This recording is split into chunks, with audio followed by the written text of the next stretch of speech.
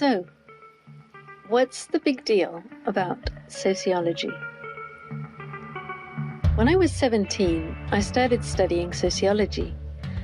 I wasn't sure what it was, but I heard it would help me understand humans, and that was something I was grappling with at the time, and sometimes now too. I started by reading the introduction to the rather dull-looking textbook.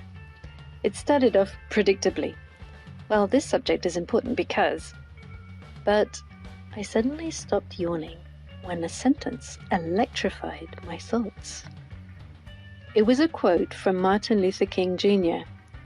He said, "Our scientific power has outrun our spiritual power. We have guided missiles and misguided men." The textbook author then went on to say that sociology is the only science that has the potential to prevent war by helping us to understand these misguided men and women. At that time, I lived in Switzerland when all homes had an atom bomb shelter. War, particularly nuclear war, was on everyone's minds, and the call from the sociology textbook seemed urgent and vitally important to me. As it turns out, those were the final spasms of the Cold War, but we didn't know that then. Sociology was still considered a developing field that needed to justify its existence, it seemed. The complex sociological studies of Michael Foucault, Sandra Harding, and Irving Goffman did not endear this science to the general public any more than the work of current sociologists does. Since then, it seems that the profile of sociology has diminished even further to a so-called soft, social, or human science, concurrently with the rise in widespread respect for the so-called hard sciences like physics. So, what is sociology? And how can it help our world? The British Sociological Association says it is the one social science which embraces the whole range of human activities. Not very helpful. Let's look at some sociology topics to get a better idea. The first sociological studies in the 19th century advocated the abolition of slavery. That was Harriet Martineau. Karl Marx examined history through a societal lens. W.E.B. Du Bois analyzed race, and Émile Durkheim analyzed suicide. In the 20th century, sociologists deepened these topics and studied religion, education, the family, the environment, science, technology, social stratification, gender, communication, and just about any area of human endeavor. Sociologists often work with economists, historians, political scientists, anthropologists, and social psychologists. They also work in governments and companies on advertising and public relations campaigns, social and health policy, journalism, politics, and diplomacy. So, sure, the Cold War is over and the world is currently in a very different situation.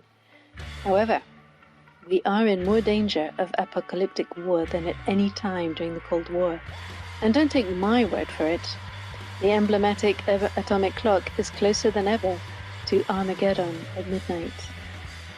Numerous political scientists, historians, whistleblowers, and others have alerted us to the existential risks in cybersecurity, AI, weapons technology, and the breakdown of international systems that have kept the peace since the last World War, as well as the emergence of authoritarian leaders with dictatorial tendencies, chosen by voters who forgot the lessons of history. The coronavirus pandemic as well has shown us the power of understanding human behavior. Yes, of course, it's a biomedical phenomenon, but the disasters it caused are human-made. It is transmitted by human interactions, sociology. Outcomes are determined by social status and access to medical care, sociology. Social marginalization, stereotype, and discrimination results in higher levels of transmission and death, sociology.